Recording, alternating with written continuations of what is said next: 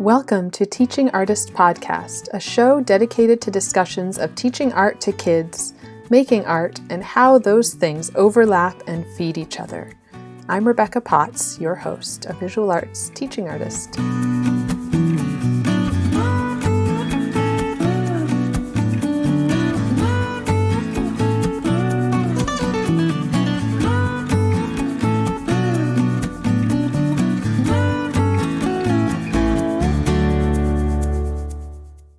Deborah Riley's home is full of her beautiful artwork, but also beautifully decorated with calming colors, textures, and light. It was so nice to talk with her there over delicious snacks and mimosas. We chatted in kind of a meandering way about teaching and art making, yet kept coming back to this idea of encouraging artists, both our students and ourselves. Deborah Riley's common thread is her love of line. Whether abstract paint on canvas, watercolor portraits of people or pets, marker work, kids' books, or hand-stitched forms with needle, burlap, and thread, in her work, line, shape, and color take form to represent that which is visual and that which is unseen. She says, art has a unique ability to connect us to one another. Courage and compassion are required to tackle a blank canvas in whatever the context. Deborah's role as teacher is to guide the collective and the individual to their goal.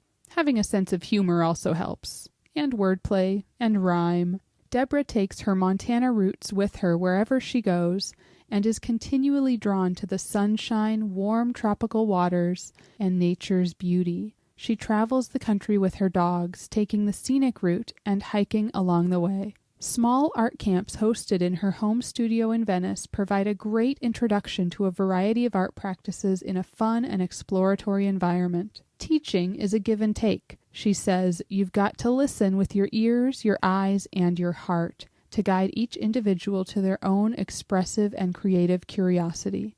Deborah holds a BFA from Montana State University in Bozeman. She shows and sells work through local venues including Mart Bar LA and online.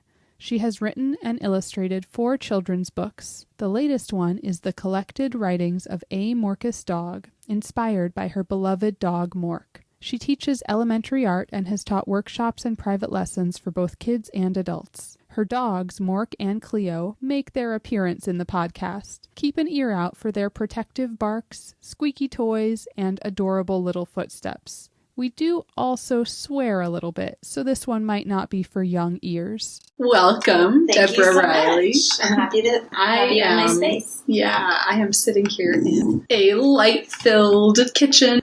Beautiful artwork all around us. And 2 cute little dogs that maybe you can hear. Yep. Mork and Cleo. You're probably going to hear them right now.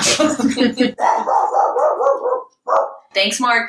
So to start off, I just wanted to ask for some background. How did you become an artist and then a teacher? Did one come first, or did you always kind of plan on both? When I was a kid, I loved drawing. I spent most of my time drawing, but I wasn't seen to have any talent. As a kid, I also loved playing school. And so I grew up in Montana. Yeah.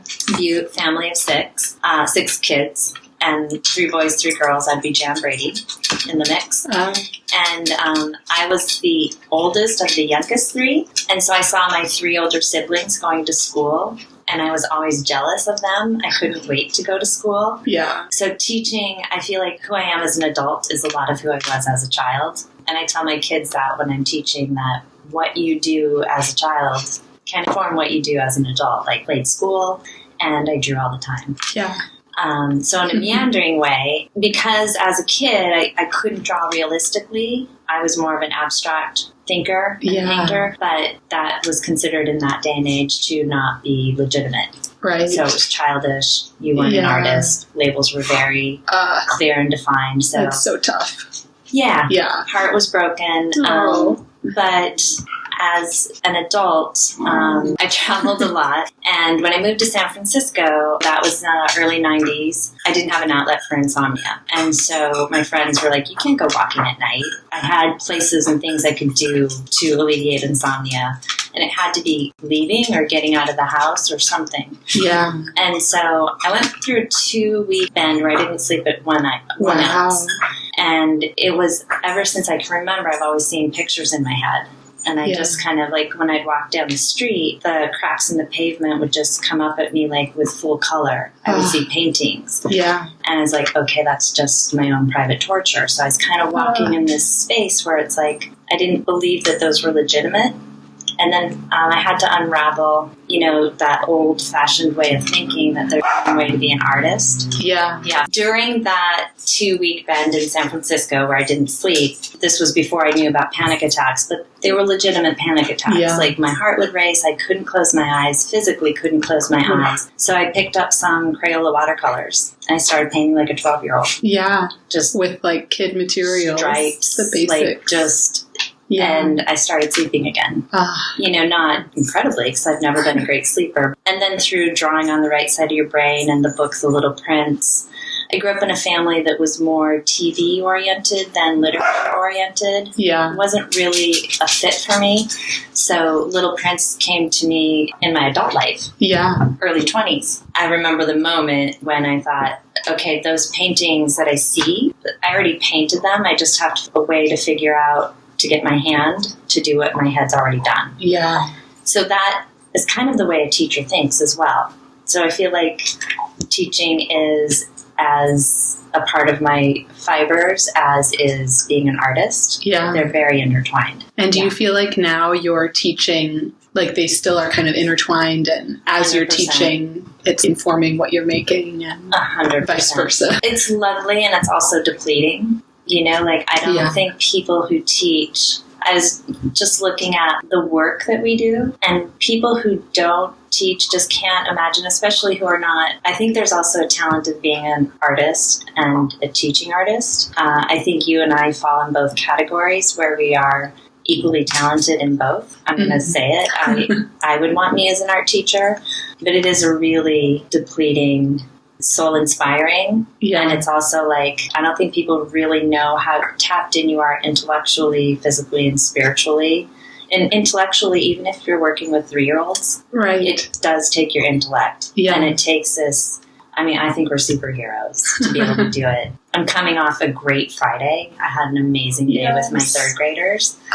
And so that is informing this as well. But yeah, sometimes, like, I admire you for being a mother, a teacher, and really dedicated to your craft. Yeah. Well, that dedication is recent. It took me a while after becoming a mom. I will drink to it. Yes. Salud. Salud. And what happened on Friday? What made it so great? What made it so great was, and honestly, it's one of those moments. So I'm new with PS Arts. Mm-hmm. I had a job for 10 years that I loved, where I had a program built in, basically it was built on trust. So I had a half hour with my kindergartners, and they would go straight to Sharpie and paint. We'd do it in a half an hour.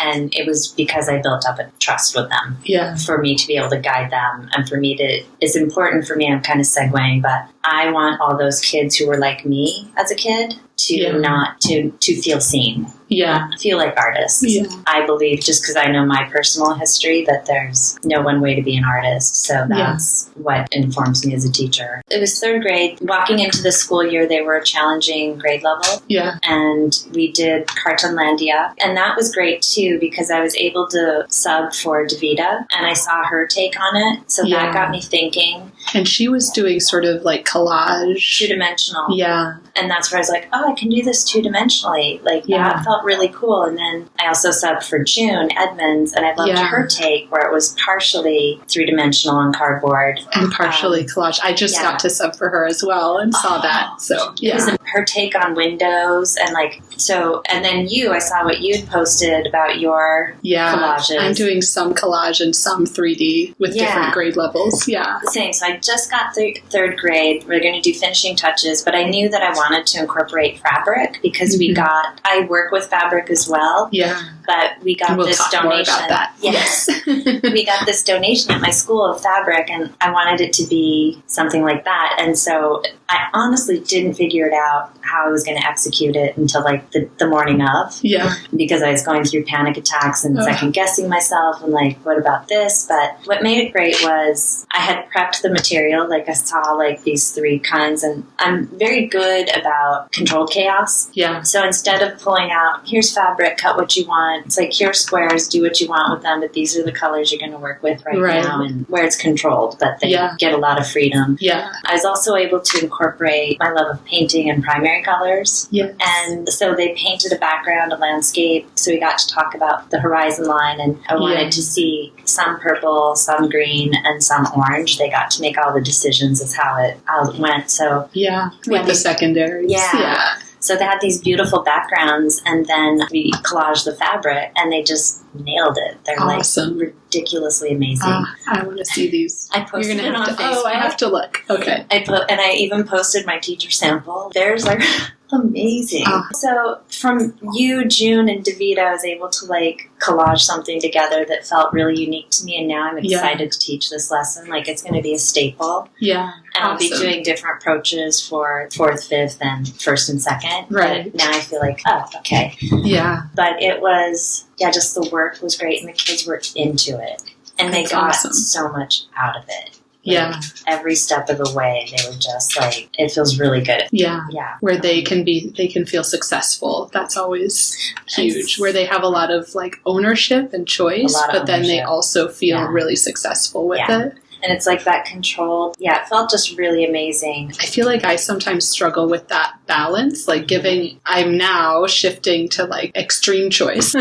But then sometimes there is, with some kids that works really well, and with some it's kind of a struggle, like they don't feel so successful and kind of just unsure. Like kids who are like incredibly skilled at drawing realistically, and then when they get clay, they can crumble. Yeah. You know, like, I totally get that. Yeah. Like, so giving that mix of structure, but still like choice and empowerment. Yeah. You know, it felt like I found my voice within this project, and it takes me a while to get there. I'm a process artist myself, so I'm also a process teacher. Yeah. And I'm with PSR, it's with this collective of really amazing talent, and so you can kind of compare yourself, like, oh, wow. I try and do things that aren't so time-consuming on the back end for me. Yeah. And I'm a deconstructor and then reassemble. Like, I love collage, and it's how I paint. It's like how I fabric art. So for me, it was like I realized I had to get the cardboard and cut it down first to figure out how I would make it. Yeah. The flagship Cartonlandia, it felt like me responding to her, and I try and, with my kids, Van Gogh flowers, for example, like I know how he painted. Yeah. I'm not interested in seeing you reproduce these, and I know how I paint them, and so I'm curious to see how you are inspired by them more than let's copy them. Right. I'm more like of an empath and from the heart kind of teacher than the intellect. Yeah. Yeah. Oh, I remember what I did. So one thing that I felt really successful about as well is just really quickly on the board, I had them, the way the whole class was set up, they came in and there was just like half sheet of white paper and pencils on the table. And I was like, okay, did you guys see what was on the table? And they're like, yeah. And it's like, okay, that's how they're going to look when you leave. And then table 5 had all the stuff. So they were also really good at building community and working together and having the class ready for the next class coming in, which was really sweet. Yeah. So something I was able to do in a subtle way is I just did quick little sketches of different kind of houses, like the triangle square, a little modern house, castle, teepee, igloo, and an apartment building. Yeah. It's just like, so just kind of just choose. And then I had my collage, like my fabric, my house collaged on my background, and it's like, so which one do you think I chose? And they're like, modern. And it's like, yeah. Mm-hmm. So first do a little quick sketch of like what you want your house to be like. And then when you get the fabric, they did it. And so it was really, really cool. Like they recognized modern, and one kid did a teepee. Yeah. And it was really sweet to know, like, it felt like this great way of presenting options and validity that every kind of house is a house. Yeah. And then something that was really kind of spontaneous and sweet, I wrote Home is Where the Heart Is on the board with those houses. And at the end is like, so now that sketch that you made, you could actually turn that into a Valentine because home is where the heart is. Sweet. So it was like this, so much connection going on and thinking differently, and it just felt incredibly successful. Yeah. That's always nice. So do you have a favorite age level? I love the littles. The little tiny ones. I do love the littles. I've always loved the littles. Yeah. What do you love about them? They're just still so free and so open. Yeah. And they've got like, I'd say 4th grade and 5th grade are my more challenging grade levels. Huh. It just feels right. You know, it's like kind of like you get those pairs of jeans that just feel right immediately. Yeah. Like, they're just my people. Yeah. Because I'm very silly. I like to rhyme. I do that. And so it's really sweet. But I really love what's building with 4th and 5th grade as well. You know, I've loved, at my previous school, I was their art teacher for the entire time. And so when you build those relationships, you can say, hey, remember we did this in 3rd grade? Well, we're going to take this. Yeah. So that's really sweet. That's nice when you can really get to know them. And also like the scaffolding. Yeah. And I actually sat in on Hillary teaching a lesson because it's like, how are people doing this? Because it was a very strange thing for me to be able to build on lessons with young kids because I can see them every week. Yeah. Whereas every other week you just can't. It's a little harder. And I loved what I did. So breaking myself, that's kind of also what felt really successful about this, of breaking that mold of knowing that we can just kind of navigate. And it was a great week across the board with all of the kids. And at a new school, like where they had a teacher, Heather, who they really loved. Yeah. So and I was definitely more strict. Yeah. Than she, like I have, rules about the sink and stuff like that. It's like, yeah. They were like, what? But they get it now. Yeah. And actually, this is just a side note, but the after-school program is in our classroom after school. Yeah. And there are some people that came in. I was there, finishing up, and some people came in. It's like, oh no, we're just architects. We're looking at the building, like thinking about the space. And it's like, oh, we want 3 sinks. Every art room should have 3 sinks. And there's some kids, like 5th graders too, who really like me, and they were like, it's like, you guys, I got your back. Like, because I would tell them, I wish we had more sinks because everyone needs to wash their hands at the same time, right? And I need to wash the brushes to get them right. So it was really great that they saw that. I was like, you see that? Yes. Every art room needs 3 sinks. Yeah. Minimum 2. But 3 would be amazing. Mm-hmm. Yeah, I've subbed. I luckily have a sink well, right now I'm on a cart at one school, but at my school with a classroom has a sink. But I've subbed where there's no sinks, like in a portable. And, the teacher brought in buckets. And I had to do that. At my old school, we had 8 classrooms that didn't have running water. And so I had to bring in buckets and stuff like that. Mm-hmm. And this past fall, my school on a cart, we have a couple of classrooms that I was going to with no water. So I would bring like pitchers whenever we were painting. Yep. A couple of pitchers in a little box on my cart. Yep. People don't know. Yeah. They don't know. Yeah, it's like, yeah. And then trying to go dump and refill between classes in that 5 minutes. I actually when I had 8 classrooms out of 22 that didn't have water, oof. I actually had to research buckets that would actually fit under faucets that did work in classrooms next to theirs. And when I tried to communicate this to the parents, they're like, what? You don't have rent? Yeah, no. There's a lot of time that went into making the program work. Yeah, there's so much behind the scenes that I think if you're not a teacher, you don't really understand. Thinking would be really cool. So we did You Can paint a toucan using colors of black and white, making gray is out of sight. I do that with 2nd grade. Nice. And then I got really great paintings out of them. And then 1st grade was doing black and white self-portraits. And then not kindergarten, but preschool. And I think it would be really cool to have art teachers present in a grid all the different work that comes out of them, in a week. And just be like, come on, people, come on. I just feel like it would be such a visual impact when you look at all the individuality as well. Yeah. And I do think as well as teaching, it has to come from empathy and compassion. I think there's nothing that takes more courage than facing a blank canvas. And you're asking kids to do this on your terms. And so knowing that they're in a safe space, like where they can feel comfortable and trust you, like, okay, you're not going to judge me. You're not going to be harsh. You're here to like be my guide. To encourage. Yeah. So that's where I always knew I wanted to be the art teacher that I didn't have. The one who would see the artist in, I don't know if you were asking about a certain student that had an impact on me or, Yeah. So, was there? So last year at one of my kindergarten classes, we had like 28 kids in the class. And this girl's feelings were getting hurt because people were saying, that's scribble scrabble. I hear those words way too often. Scribble scrabble. So because I paint abstractly, in between and realistically, the next week I came in and I had some abstract work. I showed them, it's like, so it was just great. It's like, okay, who likes scribble scrabble? And so half the kids raise their hands. Like, who doesn't like scribble scrabble? And like half the kids raise their hands. Right. Like, okay, well, I want to tell you what scribble scrabble is. Yeah. And it's like, this is abstract art. And the particular painting that I was showing them a picture of was one that actually, when you approach art abstractly, when I do abstractly, I don't know what's going to go on, what the story is until it evolves as I paint it. Yeah. But there is a story. Yeah. And this particular one was, I realized when it was finished, it was when Mork, my dog, learned how to swim. Felt very Joan Mitchell because she had that one. Mork. Joan Mitchell, one of my favorite abstract painters, she had a painting about her dog. I think maybe it was in Lake George or her dog's name was George. And oh my God, this is Mork. He just learned to swim.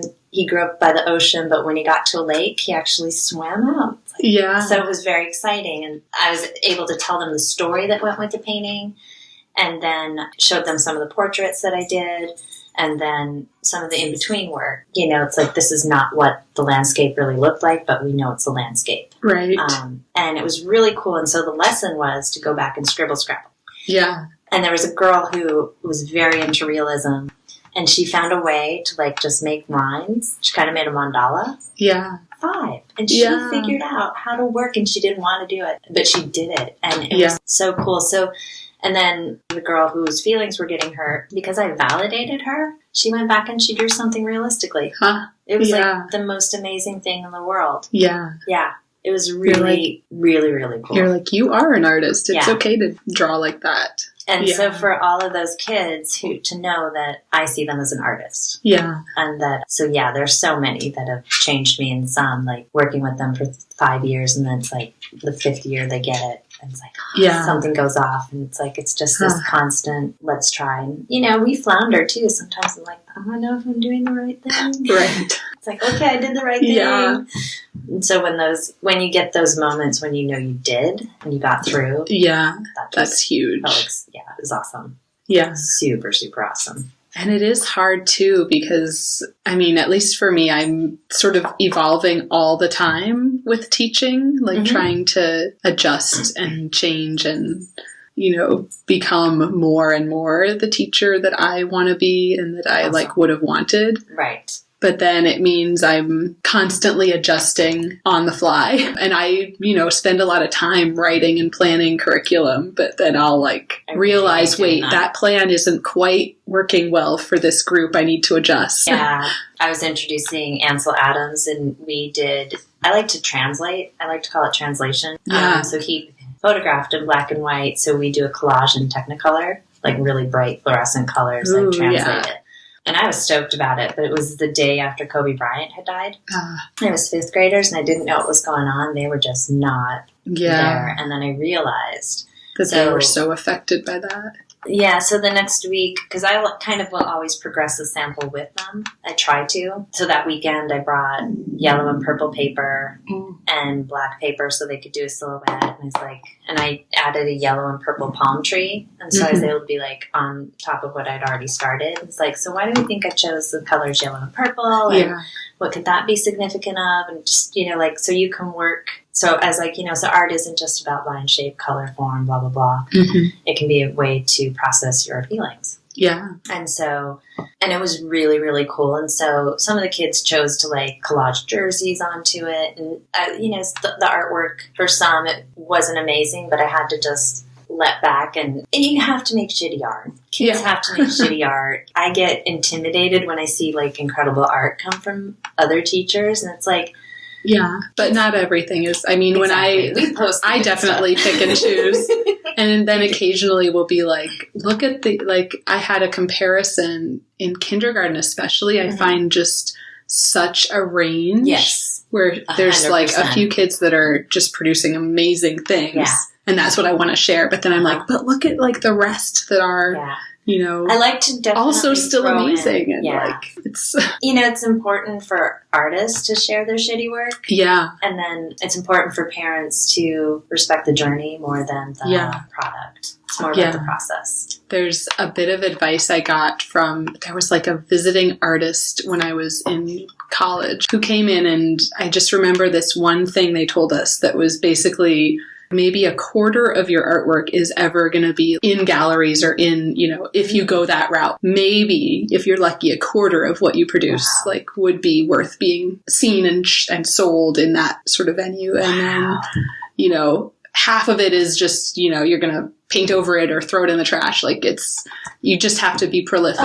Produce. So nice to hear that. Then edit. Because especially as an abstract artist. Everything you make doesn't have to be perfect and beautiful. Yeah. Just keep making. That's a really good point. And abstract, you're going to make shit. Right. And I guess it's the same with portraits. You're not always on. Yeah. In life and teaching and in art. Like sometimes I go through dry spells and it just doesn't work. Yeah. And I remember I had just notebooks and sketchbooks of shitty drawings, shitty paintings. And so then I started cutting them up and making landscape collages. That's great. Repurpose it. Yeah, repurposing. And I because you feel guilty about paper and stuff like that. And it's expensive. So that is one of my approaches to teaching too, to try and use up what we have and not waste so much. Something I just got from June, because I subbed in her class, and it's like, we're just the glue with the brushes instead of glue sticks. Yeah. She changed my world. That's great. And so I brought those out for 5th grade when they were finishing. I let them, you can continue with the Ansel Adams if you're interested in that. You can make a subtle tribute to Kobe Bryant, or you can be literal. And I showed them also how they could just draw a silhouette of a basketball player on black paper and put it on top. And so we got all these really, some were really, really amazing. I always lose my train of thought. That's okay. I'm 50. I'm allowed. You can do that at any age, really. And we're artists, so that's just the way it is. I know. I have so many lists. Keep track of things. Yeah.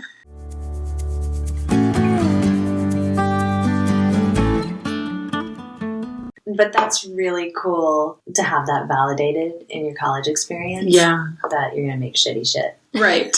It's just going to happen. It can't all be perfect. No. Yeah. No. And I've tried now, as I'm getting back into my practice, I've tried to, because it's hard with materials, like what you were saying about the cost. I hate to buy a canvas, especially because I really do prefer to work big, like a giant canvas that's expensive. And then I'm like, but it's not good enough for this expensive material. It's hard. So I'll paint over it 10 times. I love that. I've had paintings where I thought they were great, and it's you know what, they're just on my wall, and I'm going to just paint over them and do something else with it, because that's just how it has to live with it for a while and then change it. And then that's kind of cool, too. It's but I'm trying not to purchase anything new, and I do have, quite a storage of stuff. For me, it's also trying to just, because I do children's books, painting, drawing, portraits, and then I got into this fiber stuff. I know we're kind of off track, but I decided I'd love to hear more about your artwork, the art making side of things. At this winter, I decided I needed to edit and I needed to focus on one or two things at the moment. And so I put the paintings in the back. I'm you know what? Painting can be a summertime thing. Other than watercolor, I do love watercolor. But acrylics, I don't really do oils because I love them, but it's just a smelly adventure. Yeah. Yeah. Living in small spaces. Yeah. I can do painting outside in the summer. Nice. And then the stitching is approached as an abstract way as well. The way that evolved is I've always loved fiber arts, been really attracted to them. I started incorporating stitching in my teaching practice. Mm-hmm. So kids making rockets and elephants and stuff like that. Oh, beautiful. And I think that I bet they love that too. These they actually fly. They're awesome. Your daughter can have one of these Oh, too. yay. Yeah. She's going to love that too. They're amazing. And then we'll have to make some. No, they're really cool. I think, like, honestly, art could really change the world. And stitching is such an amazing practice. Like, I've been doing it with kids as young as 4. Wow. And they're into it. It's a meditation. Yeah. So I love color, and I was taking the threads, the remnants from the kids' stitching projects, and it's just like they were just sitting there. And like finally one time I just started saving them, and I just smashed them on burlap and stitched them. And I always loved bowls and forms. Clay I loved working with clay, but I also don't like having dirty hands for an artist. I don't like gardening. I don't really like having dirty hands, so painting also gets like a little... Yeah, interesting. But I do like working abstractly, so it was a way for me to combine love of form, and then taking this flat material and manipulating it and get stronger and stronger and stronger with each stitch. And it's also color, and it's... And all that texture, too. Yeah. The texture and just the physical act of hand stitching is really, really enjoyable for me. It is very meditative. Yeah, I really, really love it. I'd love to have an assistant to have her thread all my needles. But that actually can also be quite therapeutic too. So my work evolved into these fiber bowls, I'm calling them, and some will be hanging flat, but I'm working on that more so than anything else at the moment. Nice. Yeah. But it's taken a back seat to teaching, Even 3 days a week, you're always having to look for work or find ways to make ends meet. Yeah. And how have you sort of juggled your time? What does a week look like? Well, I mean, I'm not even a mom, but I'm a dog mom. Yeah. And so it's like, a week looks like I could definitely be better with my time, but I'm not. It's hard. I'm at a point where, you kind of go in and out of phases where you have like a practice and a discipline, but I've never been very good about sticking with that. I did several years ago during the 2016 election. I painted a portrait a day for a year, and that was a reaction to Trump. And I did a cartoon of him, and it made me like physically ill looking at him and his friends, and it's just like... So I've never been great at portraits that actually represent the real person. They always just look generic. Yeah. And so I decided as an antidote, I would paint a portrait of Ruth Bader Ginsburg, who I really admire. And it actually made me feel better, and it actually looked like her. And so from that, just the way I felt afterwards, I decided to paint a portrait a day for a year and focusing on the good people in humanity. Yeah. And it was really eye-opening in that they were watercolor and watercolor pencil, and how much we're influenced by what we see in the media. Because I'm a depressive person, I think most artists have our highs and lows, which is kind of where I was going with that. I was the one that was more optimistic than my friends during this time. Since I've stopped doing the portraits, I've fallen down that rabbit hole of looking, but so that might be worth it was really amazing. Revisiting. In some way, maybe some other project. That's just it too. Like, I can make choices. I can definitely make better choices. The portraits were really interesting because it was a triumph for me, a personal triumph, to be able to represent people. And then I had to look. I had to Google people doing good in the world. Yeah. And a really amazing story. So there was this woman who, through my research, I found who. 70 years old, ran 7 marathons on 7 continents in 7 days. That's crazy. Her name is Chow Smith. So if I found a person, I'd see if I could find them on Facebook, see if there's something if I really resonated with this person. She's also wearing a pussy hat. I think I'm going to like you. Yeah. And then on Facebook, when I looked her up, we actually had 2 mutual friends. Oh, wow. She lives in Missouri. And emigrated here from Vietnam back in the day. When I displayed them, I had all 365 up in my home studio. She actually came to see it. Oh, that's awesome. So I got you got to meet her. Mm-hmm. So that was really cool. But the project that I planned on it just taking 45 minutes. So I was really planning on working on my dog's second children's book, a book of poetry. Yeah. But it really overtook my life. There were a lot of good things as well, like social media held me accountable. Because 2 months in, I probably would have been like, I'm not going to commit. But because I was posting daily, it's you got to do it. So a significant moment, I remember, I think it was 10 o'clock or 11. and I was out here in the living room. It's like, oh shit, I have to do a portrait. And I did Nina Simone that day, and I fucking loved it. It was like one of my favorite portraits. And then I would have days where I would struggle for like 6 hours and I couldn't get it. Yeah. And so that was also really revealing about how the portraits aren't just a reflection of the person, they're a reflection of the day. And some days you have it and some days you don't. So even when I was traveling, because I do a road trip every summer on the road, and I would say it's probably like 95% I did one a day throughout the year. Sometimes I would have to double up. There were a couple times like when I doubled up or had to do a few extra like when I was on the road, but I still did them to the best of my ability. And it was a great project, but it needed something with more of a time frame. And I tried to do it's like I'm just going to spend 45 minutes a day or 20 minutes, but nothing's grabbed me. That's kept me going to do that daily practice. It's hard. I don't have a daily practice necessarily. I try to do a little bit after bedtime. That's You're my amazing. like working time. I like truly a mother. First of all, hats off to anybody who teaches and is a parent. It's tough. That's a lot. I think it's a lot of kids. One gift I got as a kid was being one of 6 and being a loner and an introvert. Yeah. And so it's like I knew from a very early age, since 18, that I didn't want to have kids of my own. I was always, even as a kid, the babysitter that kids always wanted to have back. So if I didn't have kids in my life, I would feel very empty, but I love the role that I fill. Yeah, being a teacher.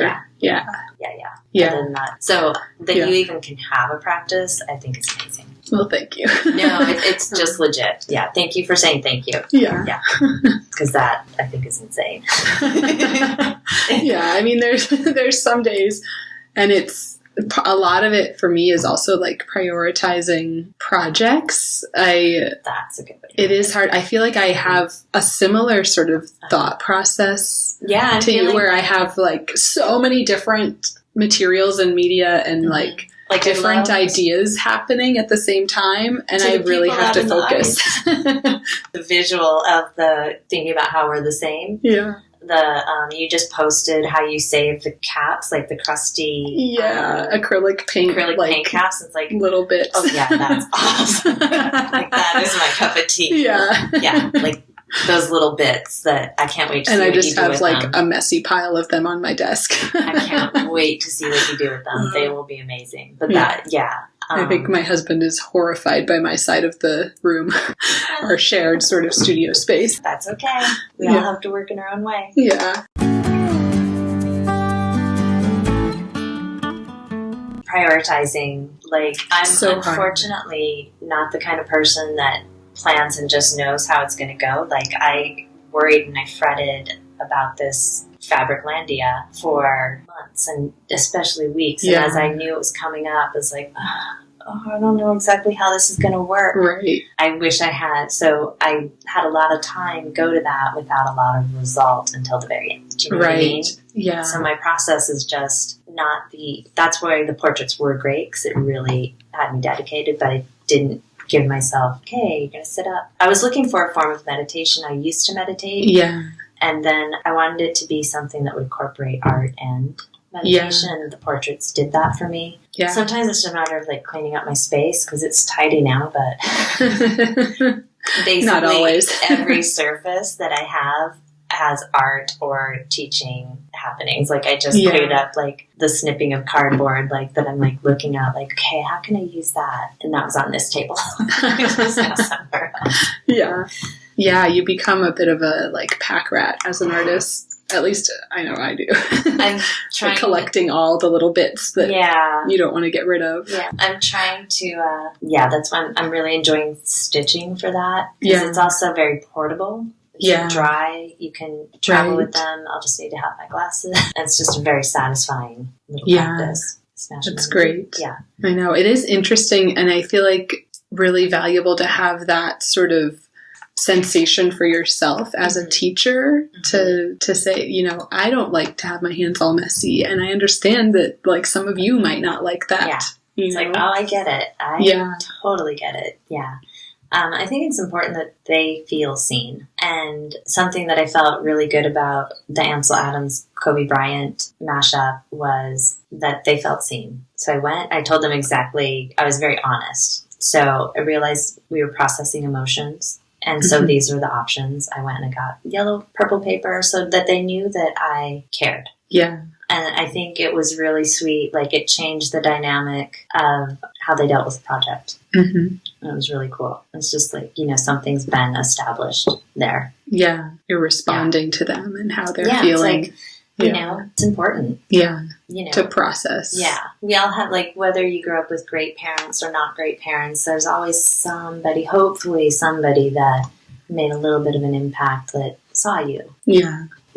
And so that's my big thing, is letting all those kids who are growing up with parents who say, oh, I'm not an artist, I can't draw. Like, your kids are sponges and they're picking that up. Yeah. So, I have done workshops with adults where it's like, all right, so sign your name. And it's like, let's look. We all learned how to write in the same way with that same alphabet, that same way. But nobody writes like that anymore. Right. That's your creative voice. Let's look for art that is compatible with that. Yeah. And what do you like? So just getting back with our instincts, and I think we'd be living in a different world if the arts were taught really, really fundamentally. Yeah, and more valued in schools. But that's a whole other issue. And everywhere else, too. Like, yeah. So much good can come out of it. I did have a conversation with one friend my ex-boyfriend, he was going through some really rough stuff, and definitely my whole soapbox is everyone has a creative bone in their body. You just have to find it. And I just put down some crayons and colored pencils and some paper, and I was like, just do something. And he started this whole series, and then he became obsessed with it. And my friend, who's an artist, she's like, doesn't that make you mad that Vic started, doing art? And it's like, no, I encouraged it. So for her, she's more ego-driven, and I'm more, let's all just do stuff. It felt really weird to hear that perspective. Like, like that competition almost. Yeah, and it's like, no, I wish everyone did something. Yeah. Thinking about that, have you, I know you've written children's books. Yeah. I know you've been also selling your work at the markets that are happening. There's a market that's happening. Yeah. They're getting this flagship. I guess other question is do you want to sell your work in other places? I want to sell all of my work, please. Please buy it. Please, I have student loans. Still. Yeah. Oh, never ending. Yes. I think I've had another idea. So it really bumps me out when I see people with a Monet poster on their wall or Van Gogh or stuff like that. It's like there are living, breathing artists that you could actually buy that are working with Impressionism and abstraction. Like, people are so afraid to really branch out. It's like, okay, they got to go with what's comfortable. And I do with my clothes. I wear this gray sweatshirt. I have two of them because I wear them all the time. Yeah. But I had this idea where people would, for a nonprofit, where people would send in their posters and we would shred those and make baskets. So women who are getting out of prison, or they could make baskets out of those, a usable art, and then they would get a voucher to buy a painting from a local artist in their neighborhood. So it'd be an artist that would have to be I'm full of ideas. I'm really, really shitty about implementation. Really, really bad. It's a lot. It's the hard part. It's really the hard part. Yeah. Even getting an Etsy shop just feels overwhelming to me. Yeah. I do have portraits and these fiber bowls and abstract paintings that I think definitely deserve a place. Yeah, you have just being able to walk around your beautiful space, and you have so much work that's amazing. I do. Thank you. Yes. Thank you. I appreciate it. I do like my work.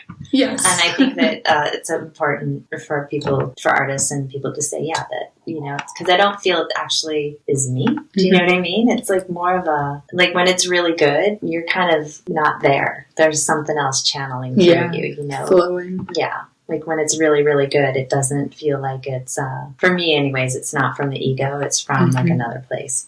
And when it's the ego that's involved, that's when it's shitty for me. Yeah. And I think that everyone has their own process and their own way of doing it that can produce good work. For some people, it's got to be the ego that gets you to that space. Yeah. I mean, I definitely feel like I have a different process for the different materials. Mm-hmm. Like if I paint, it's much more free, and I'm not comfortable with realism really. Loving those But Play-Doh when landscapes. when I'm working with that, it's like a very slow, like paintings for me are very fast. Uh-huh. But that stuff is slow and like lots of time just mixing colors. And then sort of sketching out the plan for it and then piecing it together almost like a puzzle. I love the puzzle, and that's how I think abstraction is. It's like a puzzle. Like everything's working, but this blue dot, and then you remove the blue dot, and then everything else isn't working. Right. You know, like it's like, fuck. Yeah, you have to find the right piece. And then you're attached to something because you love it, and then you have to let it go because it doesn't work with the whole piece. But I have found that in letting it go, it comes back in another painting. That is really remarkable, like, because I saw you post, like, the process of the cutouts, and just that you have, that's pretty cool. Like, I'm very comfortable, and I haven't been doing that many portraits, so it's definitely, but I got very comfortable with portraits. I always start with the eyes and then eyebrows, noses. That's I can't do the face shape first. I have to start with the eyes. Yeah, interesting. And that's how I teach it for kids as well.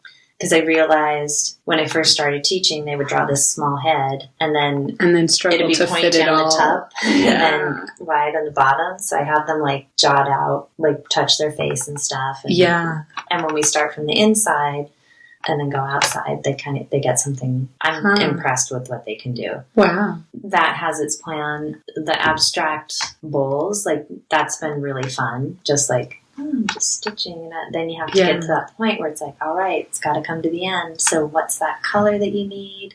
But it's fun to just place things down. I do like collage for that reason too. Yeah. Even though it's very messy. Where it just evolves. Mm-hmm. Yeah. It's like I tell kids, like, how can you fix a collage? Like, if you don't like something, just glue on top of it. Yeah.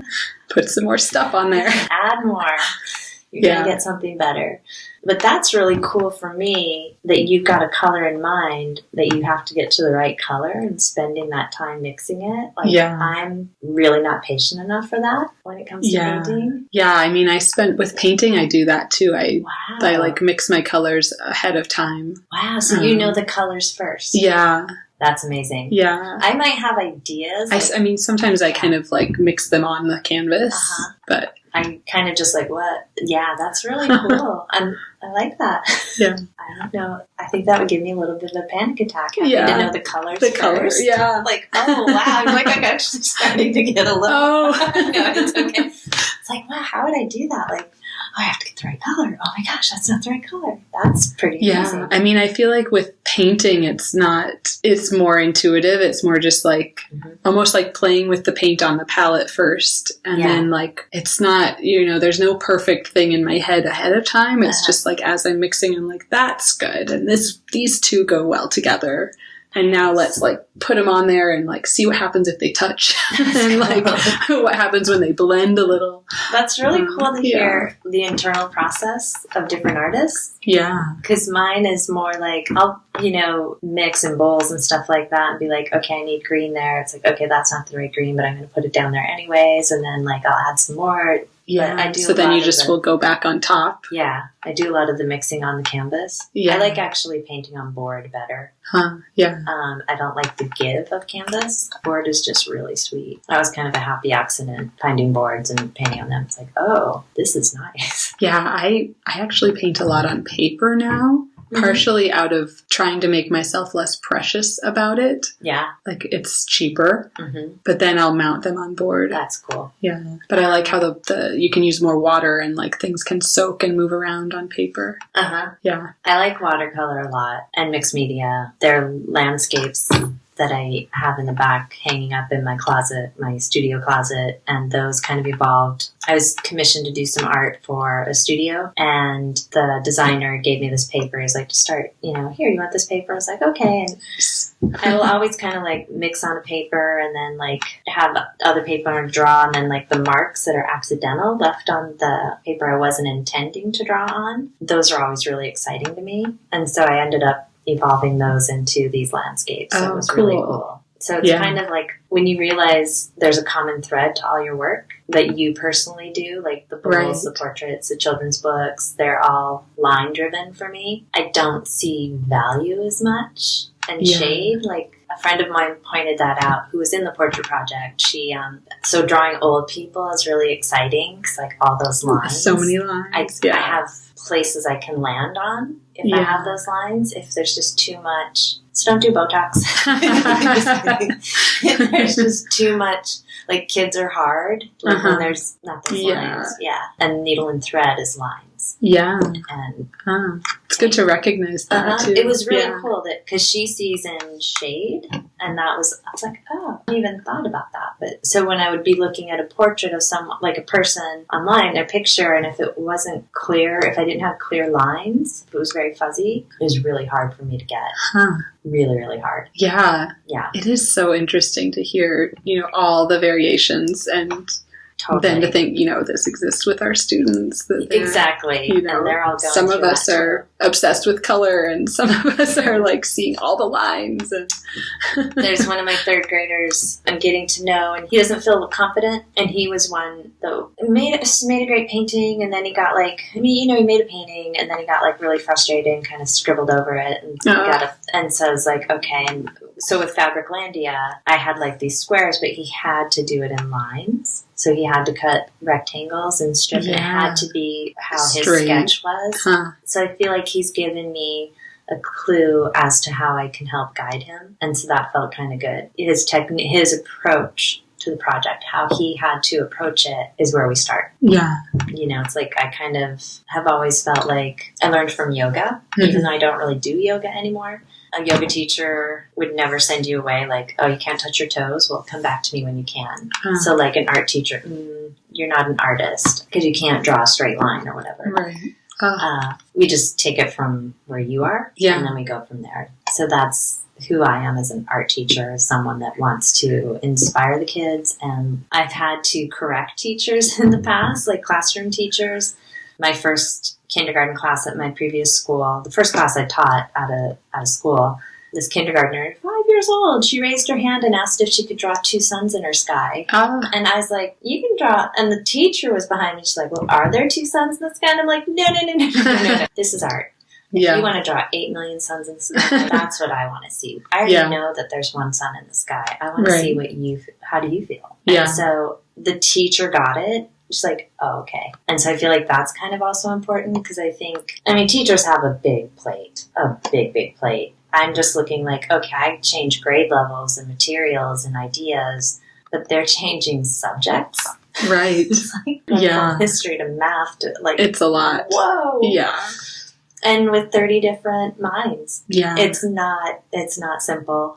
So giving the kids also a place where they can each feel capable. That's what my goal is. So, if you want the formal ABCD, I'm not that person. But if you want to take a winding road to get where you want to go, then 8675309. I love it. My name's not Jenny. I don't got your number. I'm also very funny.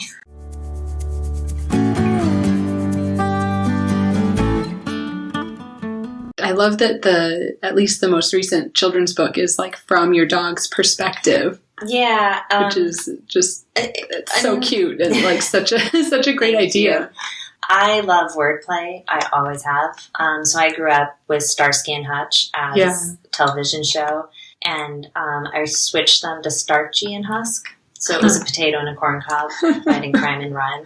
So cute. And I have, and so I was intending, I'd written the first 2 books, and then I was going to write the 3rd book where they're going to Italy.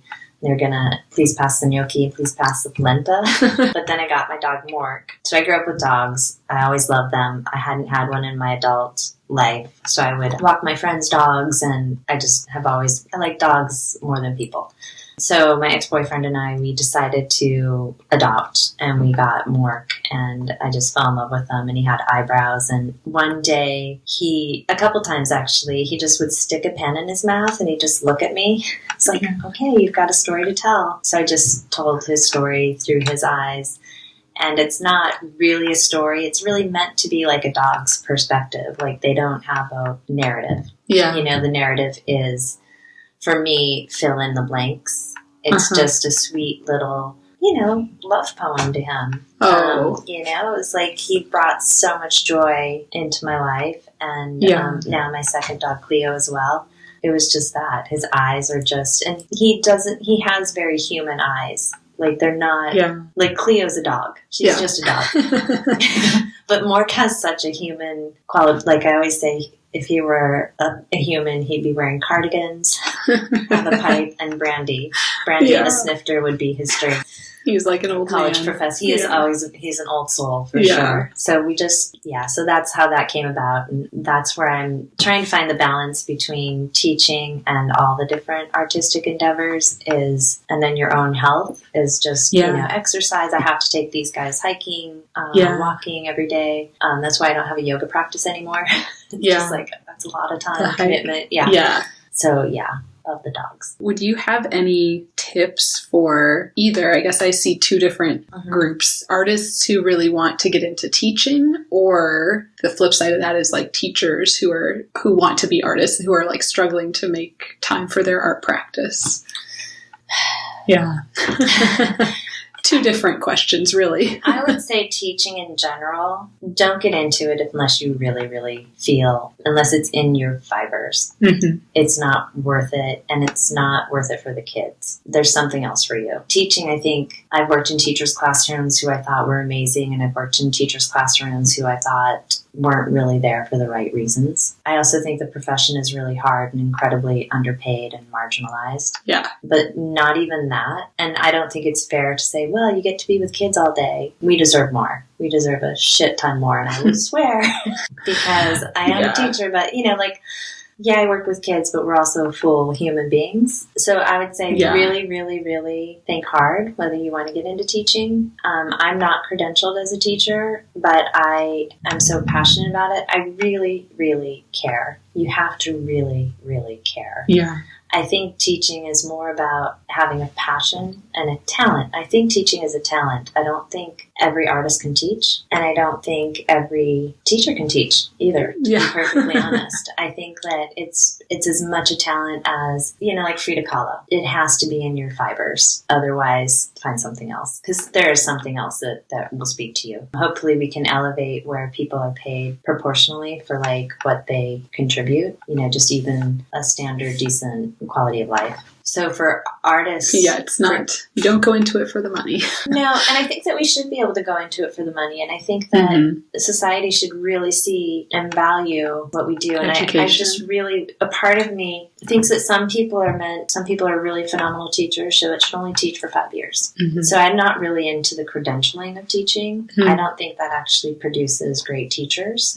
You can be a great teacher having that credential, but I don't think it makes you a great teacher. I think that it's more about having a passion about a subject and wanting to pass that on. And if you have that, then you're going to find your way, and you're going to naturally be curious how to present this to kids of different levels of interest, experience, dramas. That's what's going to be important. You have to be able to relate to the kids as a human being, see them as human, like not just kids. They've got stuff.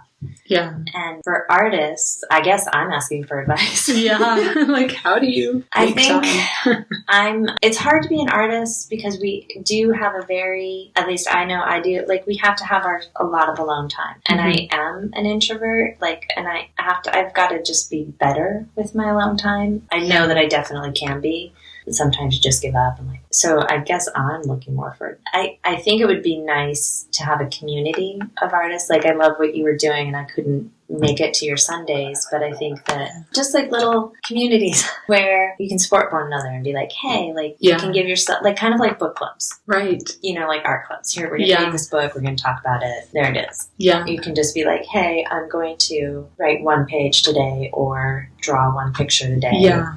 And just, whether that's an online community or I think we got to get more into like the community. Like I'm terrible about going to museums. I'm terrible about going to galleries. I just... Yeah. It's hard to get out and do that stuff. I feel like even when I was, didn't have a kid and was living in New York and, could have gone, I didn't go as often as I could have. Like, it's always... for me, it's all like, okay, it's going to take 45 minutes to get there, and then parking, right. And this, and then that. There's always so many reasons not to do it, and you have to really, like, motivate yourself to just go. The city is big. And it's really not the easiest to navigate. I admire people when I see, wow, you're just doing everything. Just out there. Yeah, I guess I just have to get out of my head. And it's like the double-edged sword. I know I need my alone time. Like, that was also, I'm an introvert who works, and when you're at school, you're giving 180% all the time, even walking down the hallway. Kids would say, hey, when do we have art? When's art? When art? And it's like, hi, I'm really good. How are you? You're constantly teaching. And then they're like, no, I didn't ask that. It's like, I know you didn't ask that, but why? Yeah, like, hello. It was really nice to see you. What'd you have for dinner last night? And then it's really funny, like, when the kids get like, hi, Miss Deborah, how are you? They're just like itching to ask, like, when do we have art? Yeah. But the cool thing about my new school, because the kids get art every week, is that they don't ask that question. Like, they know when their art class is, they're coming to art class, they get it once a week, and that's nice. Mm-hmm. Yeah. But yeah, I think teaching, you have to really, really, really want to do it. And that's where it's like, for me, playing school, it's just kind of always been in my blood. It's come full circle. Yeah, it's like, these are teaching and drawing and dogs. Like, that's what I did as a kid, and that's who I am as an adult, too. Yeah. And those are just natural. Nice. Yeah. Do you have advice on how artists can maintain a practice? It's hard. Because you've got this, which I find remarkable, too. Yeah. I mean, I love lists. I have so many lists of all the various, like, to-do lists, but then I keep lists of, like, different ideas that I've had. Mm-hmm. And I'm using Google Keep now. Oh, it's because it's something that it's on my phone, but it also syncs, so I can, like, look at it on my computer if I want to. It also lets you, like, you can do lists with check boxes you can check off, or you can do, like, little notes, or you can even draw on it on the screen. So I love it. A little plug for Google Keep, and I'm not paid by them. But we also use it, like, you can share only one list here or there. So, like, we have a shared grocery list that's in there. Nice. Okay. While I don't share all of my, like, random, this is a list of, like, art ideas. It's not shared with my husband. Chocolate essay. Right. Yeah, but I have that, and then that's kind of always there, so I can, like, glance at it and be like, that idea again. Let's see. So it helps me sort of prioritize. I don't know how long it would take for me to adjust to doing that, because I'm so random. Like, I've got, like, notes on all different, like, envelopes and stuff like that, and I let them pile up, and then I'm like, okay, you haven't done it, so you're gonna, just like with the painting, let it go and see if it comes back. See, what I'm totally this, like, I think kind of the same way. I used to just have, like, 5 different notebooks and, like, a little scrap of paper where I'd, like, write something down and then lose it, and then I'm like, oh, now that's gone. Yeah. So having a way, and I also heard on another podcast, I think it was I Like Your Work, Erica Hess, saying something like, if you have a place to write these things down where they can then be out of your head, it, like, frees up your head, your brain, to be thinking more deeply and thinking about things. You're not trying to, like, remember, where did I leave that note? Or, like, what was that idea I wanted to write that I didn't? I do think there's something to, like, I've noticed when you free up your head, like, when there are things that you're just dreading doing, and when you finally do them and then you free up, you fill up again. Yeah. And I was good, actually, a couple months ago. Like, at the beginning of the school year, I was really good about, like, just doing the stuff I didn't want to do. And then I was like, just get it done. And then I was like, oh. Yeah, I also, especially this year, I have been trying to fit in all of the teaching admin stuff, like emails to teachers and all of the, like, evaluations, curriculum, setting up, like, making handouts and worksheets and whatever, all of those little things. I've been trying really hard to fit them in anytime I have, like, 15 minutes between 2 classes, or, lunch break, any of those little bits of time. I'm like, I don't want to do this at home. I'm going to try to save my home time for, like, my studio work, or, working on my art website, or my podcast now. Like, Yeah. Yeah.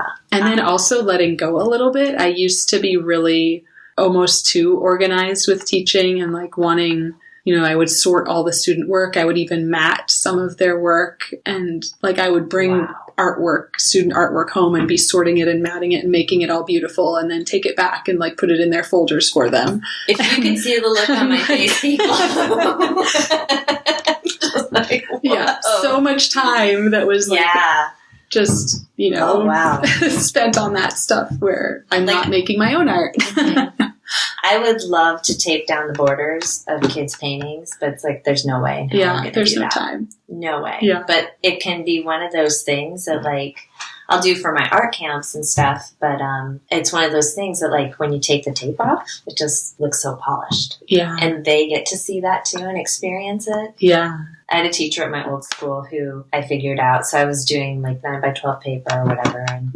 And then she was actually, and I would tell the kids to paint to the edge, because the whole composition works. And she started trimming them and she was losing the composition and she couldn't even see it. Yeah. It's like, hey, so I'm going to make the paper smaller so you can mount these, but please don't trim the edges because so with my work, with the portraits, I'm learning now, like I've got this like teeny tiny 1/4-inch tape to tape down the edge because I have to paint to the edge. And I have a friend who bought a collage and I told her, it's like, so don't mat it because that'll cover the edges and you'll lose. And she forgot and it was matted and it's like, and it really... It changes it. Yeah. Yeah. It needs all that stuff. So...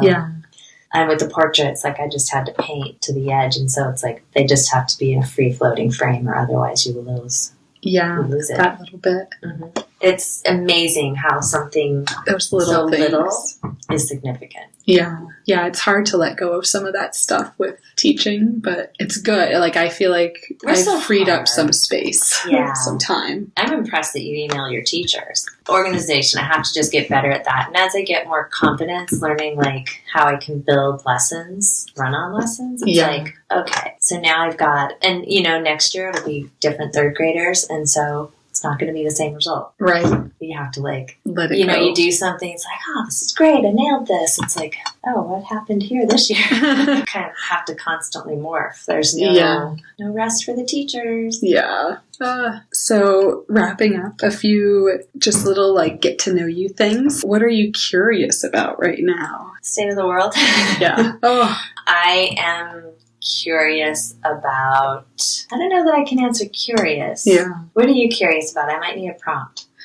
Well, I've been trying to kind of wrap my head around putting together some of the ideas I've been sort of forcing to separate for a long time. Oh, cool. Like I've been working on landscape series and thinking about environment and earth, and that's my work for most of my adult life has been focused on like mapping land, place, environment, ecology. Okay. But now starting to allow myself to bring in the female experience, motherhood experience. Yeah. Because I have in the past, I actually created like an alter ego to make more figurative work because I didn't want them mixed. They were like very separate, but trying to figure out how to like put those together and where they do overlap and how they like connect. I think like you kind of like touched on something because I was thinking about, okay, if I were to write about my work, so I've got these fiber goals, these portraits, these abstract, these halfway in between collage, like how do they connect? And then I realized they all connect with line and it's a common thread.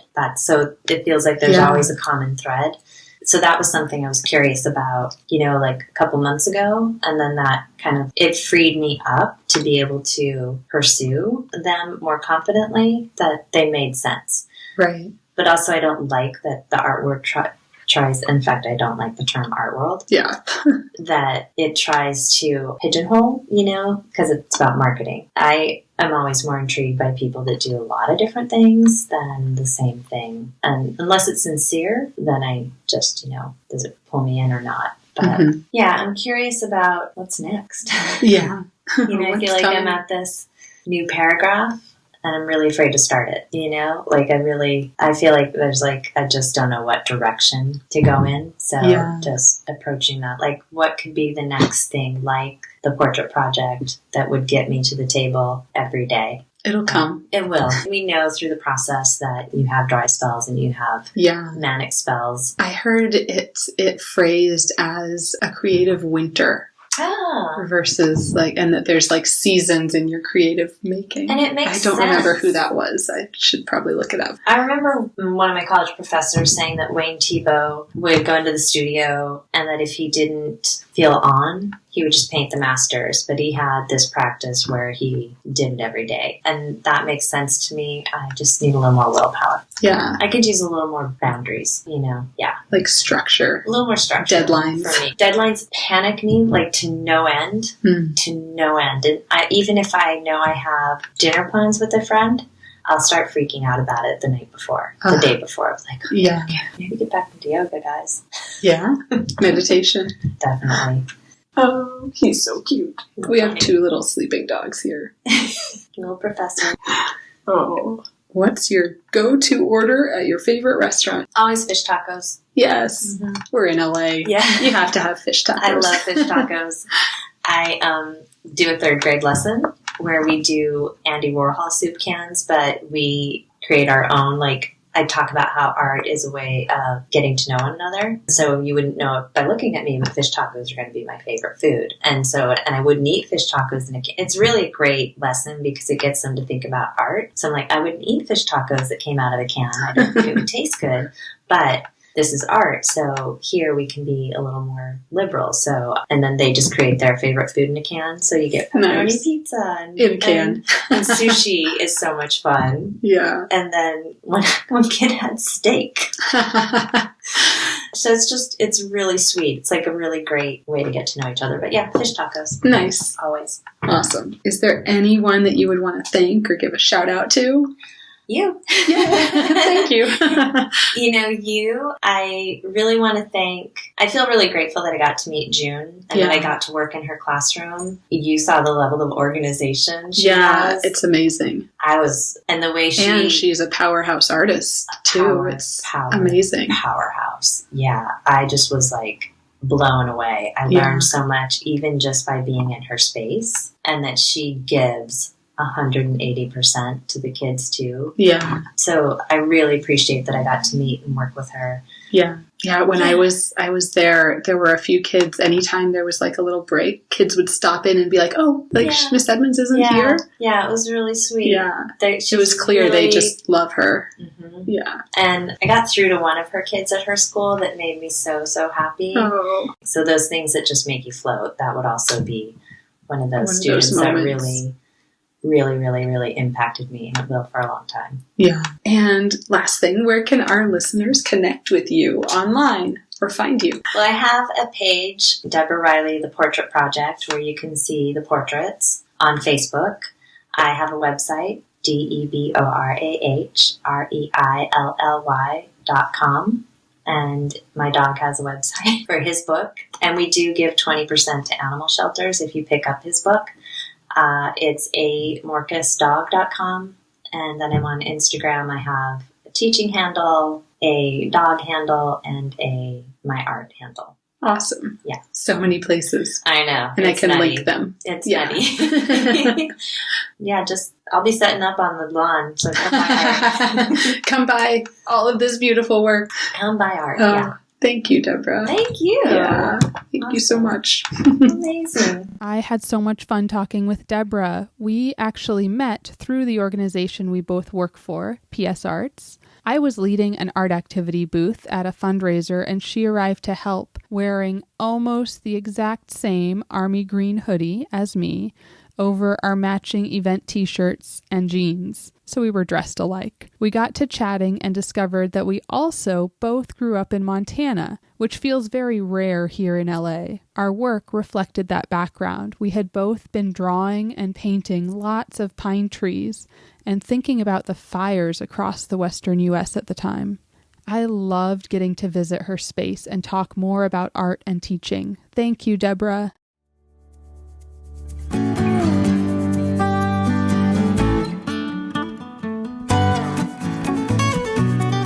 Thank you so much for listening.